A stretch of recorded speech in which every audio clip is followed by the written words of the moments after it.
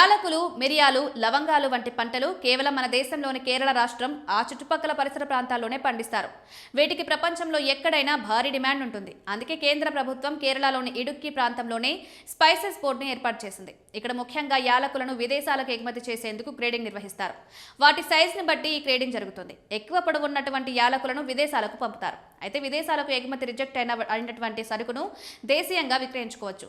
వీటిని కొనుగోలు చేసి రిటైల్ మార్కెట్లో ప్యాకింగ్ చేసి విక్రయించుకున్నట్లయితే మంచి లాభం పొందవచ్చు. సాధారణంగా కేరళలో ఎక్స్పోర్ట్కు రిజెక్ట్ అయిన యాలకులు, మిరియాలు, లవంగాలను స్థానిక మార్కెట్లలో కొనుగోలు చేయవచ్చు. మీరు ఎగుమతికి రిజెక్ట్ అయినటువంటి యాలకులను కొనుగోలు చేయాలనుకున్నట్లయితే కేరళలోని ఇడుక్కి జిల్లాలో వీటిని ఎక్కువగా విక్రయిస్తుంటారు. ఈ రిజెక్ట్ సెకండ్ గ్రేడ్ యాలకులను వందన్మేడు, పుట్టడి, కుమిలి, సంతన్పార, నెడుంకండం మార్కెట్లో ఎక్కువగా విక్రయిస్తుంటారు. వాటి బల్క్లో కొని తెచ్చుకొని మన రాష్ట్రంలో హోల్సేల్గా లేదా రిటైల్గా కూడా అమ్ముకోవచ్చు. పెద్దగా రిస్క్ ఉండదు, ఎందుకంటే అవి త్వరగా చెడిపోయే సరుకు కాదు. ఒక్కసారిగా ధర తగ్గిపోయేది అసలే కాదు.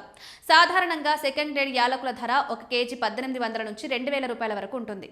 అంటే క్వింటా 2 లక్షల రూపాయల వరకు పలకవచ్చు. ఇక తక్కువ వాసన, లైట్ కలర్ ఉన్నవి కేజీ 16 నుండి 1800 రూపాయల వరకు పలుకుతుంది. బ్రోకెన్, స్క్రాచ్ ఉన్న యాలకులు కేజీ 13 నుంచి 1600 పలుకుతాయి. సెకండ్ గ్రేడ్ లవంగాలు, మిరియాలు సైతం ఈ మార్కెట్లలో లభిస్తాయి.